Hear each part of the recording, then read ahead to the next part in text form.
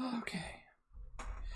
Due to a moment of stupidity and just general rushing because I am very, very, very, very late because of someone who does not understand how to do something in the minute that it takes as opposed to the 25 minutes that they decided to use instead because they had nothing better to be doing, unlike me. So I'm rushing. I don't have anything set up. I made sure I installed the game, so I do have that much done. I shouldn't have even hit go live, but I forgot I didn't even have the mic plugged in. I didn't have the cam working right. I don't have the game. I have the game running, but I don't have it set to be shown.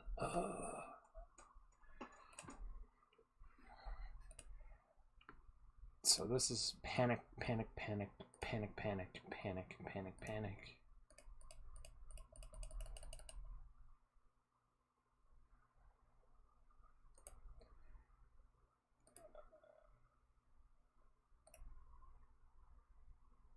Please set a resolution.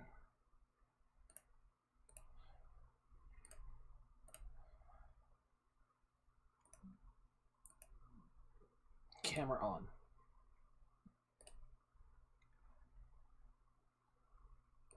Okay, while that calibrates, let's get the game actually shown on the screen. This is like the complete opposite of yesterday. I was prepared to go in.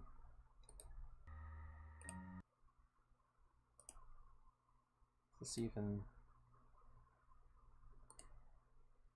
Yeah, that's the right thing.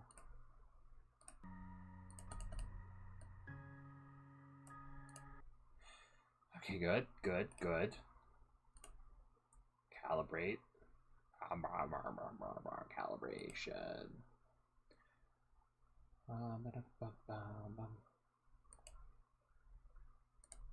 Okay, we might just have to deal with me looking off to the side listlessly for an unknown amount of time while it figures out what it's doing. It's okay.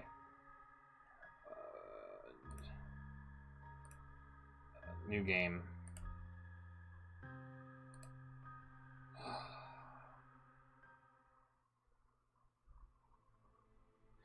Your progress in the story will be saved at the end of each chapter. There are 35 chapters in total. At the end of a chapter, the screen fades to black and a green save icon appears at the bottom right of the screen. We recommend you always end the game after such a save point to make sure none of your progress is lost. I'm still looking to the side. Turn the camera off, turn the camera on. Oh, it's not even registering the camera. Why do you hate me? I have enough technical difficulties at my job.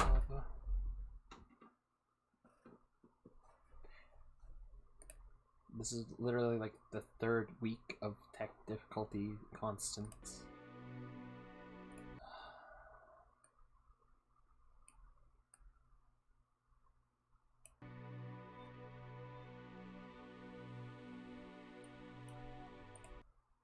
Also, this game, for some reason, is causing the stream to experience issues.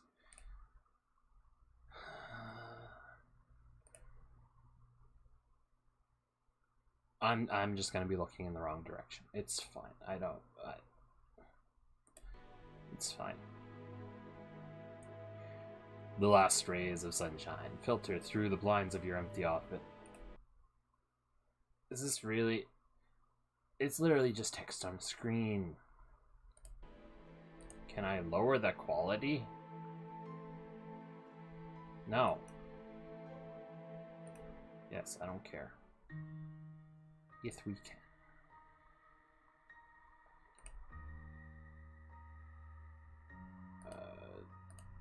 No, we do not want VSync on. That always causes problems. Or maybe this is one of those rare times where I do want VSync on.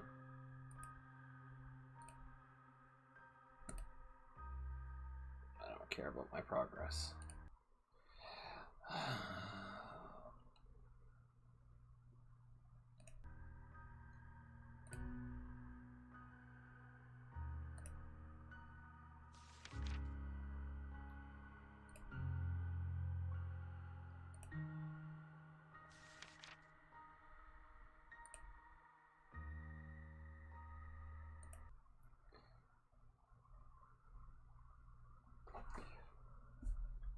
You know...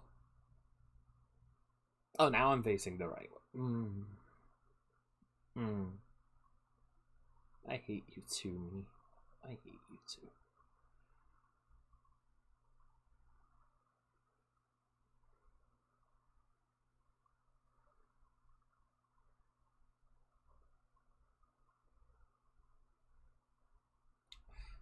Anyway, so this is gonna have issues. It's not gonna be pretty. We're doing it anyways. I'll probably play something else tomorrow. It's just, I was prepared for this. I'm just gonna get right into it.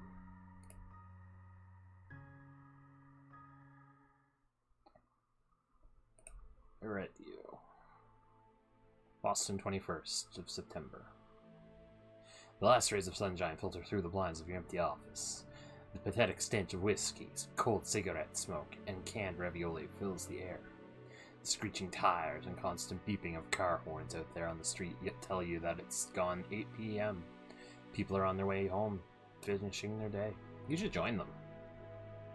I'm gonna go home. I don't want to be here. You breathe a deep sigh. It may not have been a successful day, but at least it's over. You're looking forward to a classic Friday night, watching old mystery series at home, in sweatpants and getting drunk on cheap booze. Since the early afternoon, you've been staring at the foreboding bottle of liquor at the other end of the room. Up until now, a vague sense of professionalism has kept you from drinking yourself into oblivion. Now nothing stands in the way. Somebody at the door. You freeze and hold your breath. No. Nobody will ruin your well-deserved evening. You're as quiet as a mouse. You listen intently. The woman just outside the door knocks again. Pesky clients. Friendly statue. This is messing with your evening's well-deserved relaxation. You're still not moving. So with a little luck, the stranger will give up and leave you alone. You hear the doorknob twist. Probably should have locked it. Not on your watch. With cat-like reflexes and speed usually only reserved for eating chocolate cake, you dive under your desk. Your nose presses against the worn office carpet. You really should clean up at some point. You hear someone enter the office. If you're trying to hide from your clients, you should make sure that your big butt isn't sticking out of your big place. Idiot. You walk away. The door slams shut. She's gone. You did it! Not only can you finally go home, but you also found some small change in a half-empty tobacco pouch under the table. The day wasn't so bad after all. You look out of the window at the parking lot. A glamorous woman gets into a rental car and drives out of the parking lot at full throttle. You wonder what she wanted. Whatever it was, it will have to wait till Monday. Finally, you're stretched out on your couch. A black and white mystery series flickers on the TV. Your blood alcohol level has reached that pleasant point beyond no longer able to drive, but still well before everything that went in has to come out again. Next episode, the TV asks rhetorically. Sure, go ahead, next episode. Serve men, you sigh. Pulling Supernatural would knock at your door.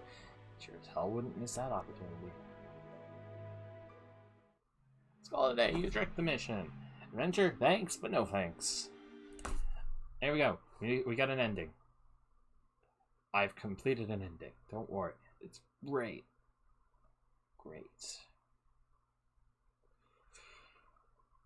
Well, could call the stream there. Good 9-minute run. Nah, we'll do a little more. That'd be silly.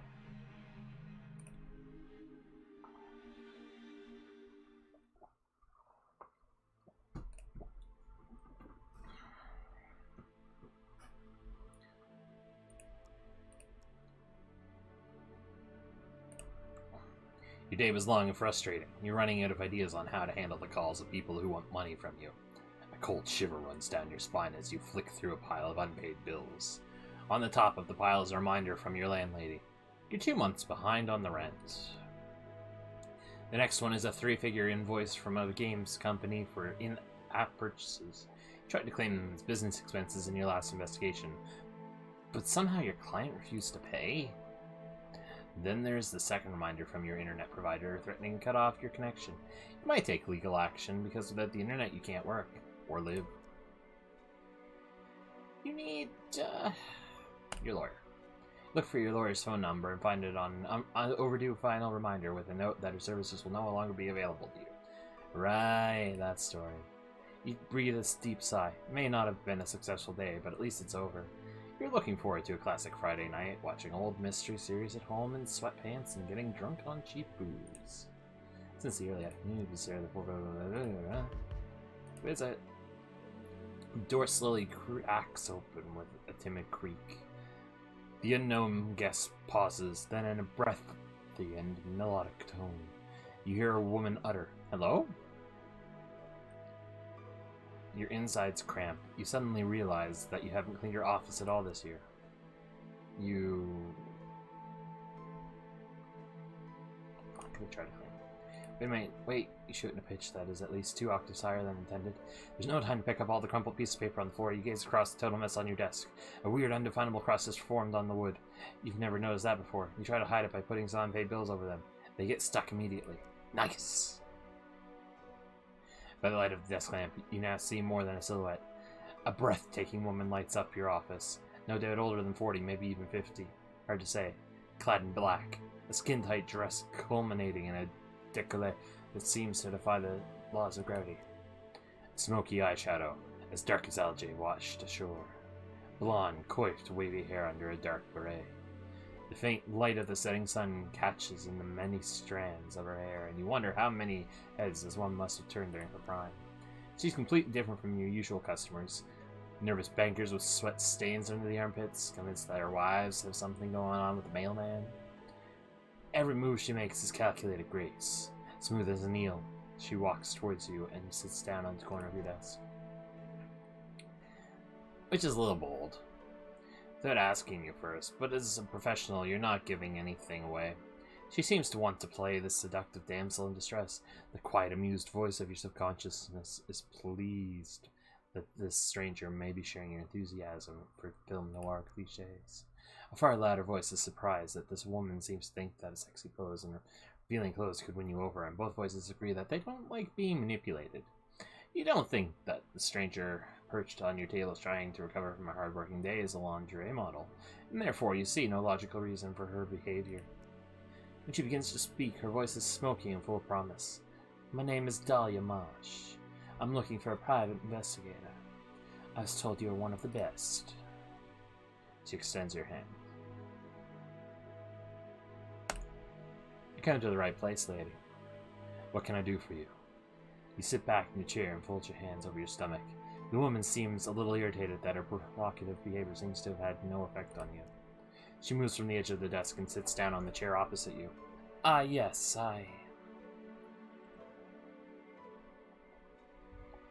She clears her throat.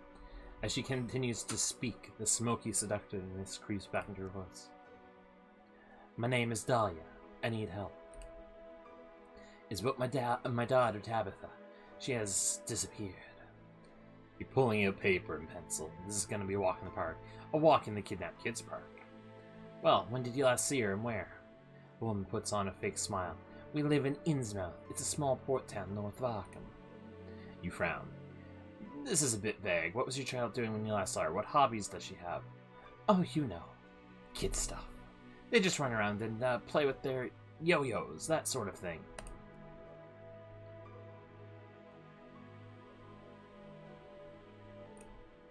She's only 8 and... Oh, sorry. "She's only 8, and the sweetest girl you can imagine. She's been missing without a trace since last week. None of her schoolmates have seen her, and no one knows where she might have gone." She hands you a photo. "Look, this is my little munchkin." Okay. "Good heavens! Is this supposed to be a joke? Is that really the face of a child? Or a shoddy photo edit? Are you being filmed as part of a reality TV show?"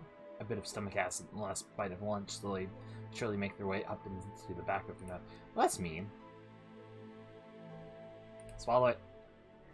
With narrow eyes, you swallow the bile and involuntarily pull a face. Dahlia continues to look at you hopefully. She obviously didn't notice your little mishap. That was close. Could have been unpleasant. "I'm so desperate." Her eyes lock with yours.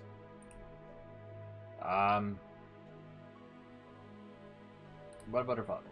What about Tabitha's father? Are you separated? Often children reappear with family members. Dahlia smiles sadly. My little one can't swim well enough for that yet.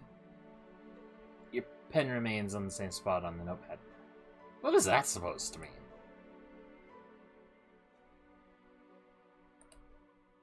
Tilly turns her gaze away from you and looks dreamily. No, longingly out of the window. Her father was a fisherman, like most in the village. A few years ago he went out to sea but never returned. His boat was washed ashore weeks later. His colleagues told me that he had finally followed the call of the waves. You keep quiet for a moment. Deceased family members are always a sensitive subject. My sincere condolences. She seems calm. Oh, somehow I always knew that moment would come. I think my husband is in a better place now, and at some point, I'll join him. You take a closer look at Dahlia's outfit. Judging by her behavior and clothes, you never would have taken her to be a fisherman's wife. Let's see, I have a viewer. I sincerely apologize for the I am apparently dropping frames like mad right now. I don't have the time to replan. So I do apologize. More details of the case. Does your daughter have any friends she might be staying with? Classmates, sports club members, anything like that? Dahlia silently shakes her head. Very strange you're about to ask if the girl at least had imaginary friends, but you'll back. Hold on. Yo-yos? Ring ring, can you hear it? That? It's the 90s calling. And they want their outdated toys back. Dahlia blushes. Normally you would find this quite attractive, but the case of missing girl beckons and you're utterly unconvinced by the way this woman pretends to be a mother.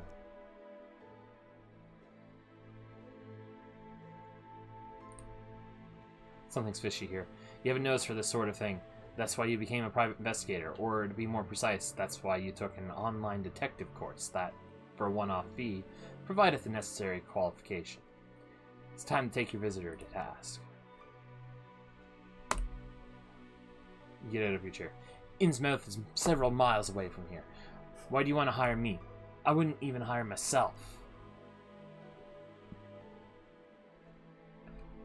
Right now, I just want the truth. You're sticking to your principles. That's exactly what your instructor warned you about. Still, it feels good. Dahlia takes a step back and releases her tightly crossed arms. I already tried loads of other investigators. Anyone who seemed trustworthy, really. But no luck, that's why I'm coming to you.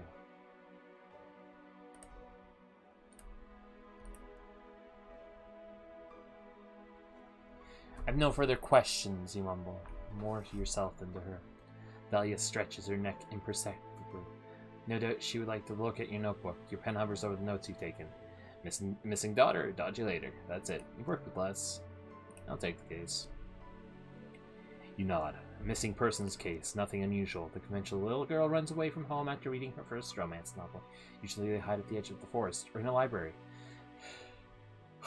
Should be pretty straightforward. Before you can say anything, she drops a photo of the child and roll of bills on your desk. What are your expenses? You nod slowly, trying not to drool down the front of your shirt. You haven't seen much money in ages. You don't have much time to prepare. A quick search reveals that only one bus goes to Innsmouth. And only once a day. A pattern emerges in your research. The few news items relating to this little coastal town are all about missing persons. In addition, you find some rather old-fashioned articles that praise the coastal town as a secret holiday destination. The best fish! Untouched beach promenade. Authentic fishing people are the recurring buzzwords. Dahlia has given you the address at which you're supposed to drop off her daughter as soon as you find her. She also wrote down her phone number on the child's photo. You take another look at the picture before you pack your things. Alright.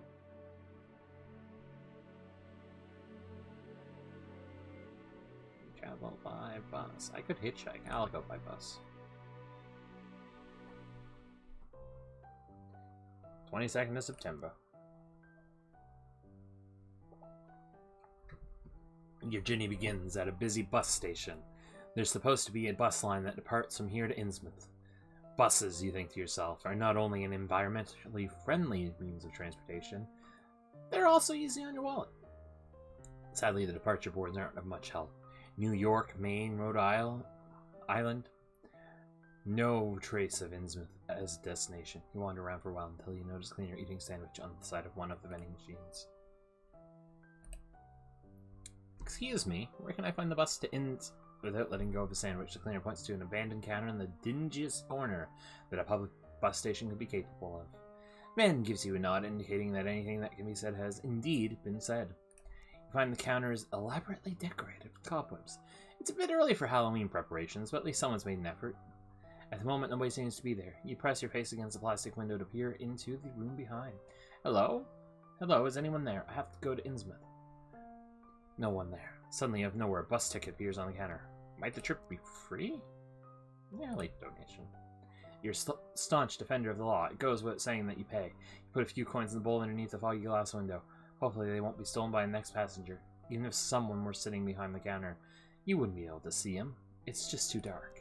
You're distracted for a few seconds, and suddenly there's some change on the counter. What's that in amongst the coins? A small golden fishing hook? How strange. Where's this bus hiding? In between the polished greyhounds and travelers stowing their luggage, saying goodbye and dropping tiredly into their seats, there's a kind of dumpster. Dumpsters with windows and wheels? No. It's actually a bus. It's a bit on the rusty side, and even from a distance you sense the strange smell it emits. Is that sulfur?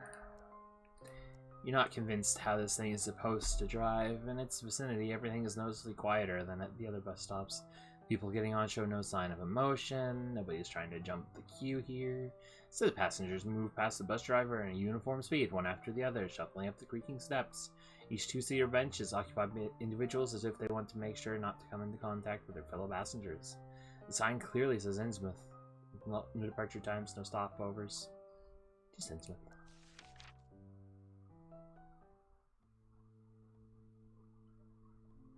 Show my ticket.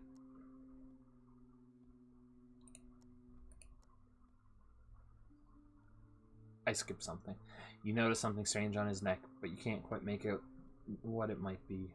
Standing in the door, waiting for an okay and not anything. The sulfur odor has increased. A queue has formed behind you, but no one's pushing or complaining. Walking. Shuffle sideways through the center aisle. You don't remember the bus looking this long from the outside. You were surrounded by shabby two-seater benches, and some are already occupied. One traveler per row. Last bench is free. Looks like the upholstery is torn in some places, though. Or has it been slit open? You can see springs with sharp wire edges, and some sticky liquid seems to have leaked onto the floor. Why didn't you just sit down in one of the free rows? Here in the back, almost everything is occupied. I've never seen wire edges or springs or anything. I have seen a bus that has had some sticky liquid, though, on the floor. Leaking from the seat, not what anyone would be thinking. Unless it was black. That's all. I'm done. It was black liquid. Most of the passengers seem to have purposely sat down in the aisle seats, blocking off the window seats. Maybe this is an opportunity to get a little closer to the common Innsmouth visitor.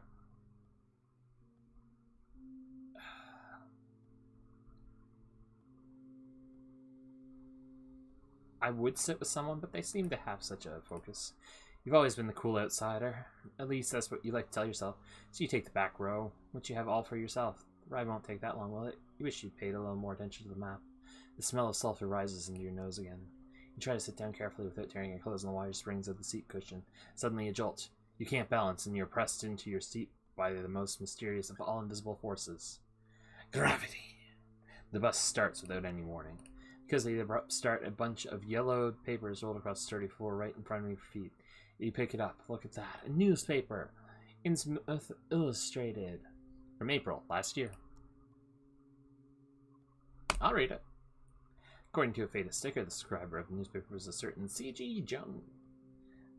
The Innsmouth Illustrated actually offers a lot of entertaining articles, and these features and listicles give the impression that at the end of this trip you'll find yourself in an adorable, up-and-coming tourist metropolis. A real insider tip. I've never heard of listicles before. I'll read more. You decide to read every damn article in this paper. Preparation is everything, as you know, and apart from that, you're bored to death. You find out that Innsmouth has a boardwalk, and that even a beach bar was open last year. Finally, you discover the crossword puzzle, which turns out to be quite difficult. Quite a lot of fish-related terms. See you later. What? Yep, you got that one. But you get stuck on making pastries, but with H, or toll road.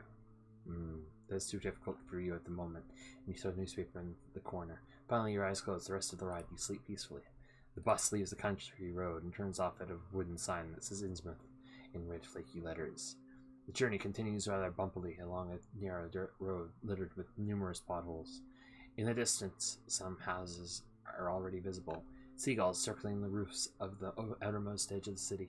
Slowly, all passengers take their bags out from under the seats and get ready.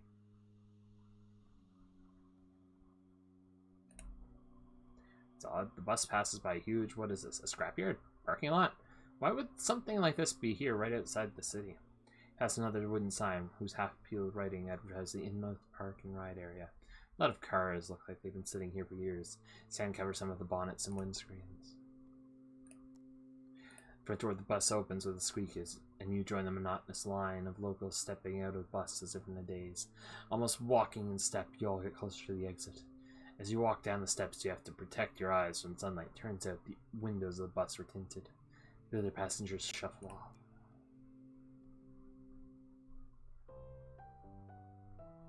Finally, Innsmouth.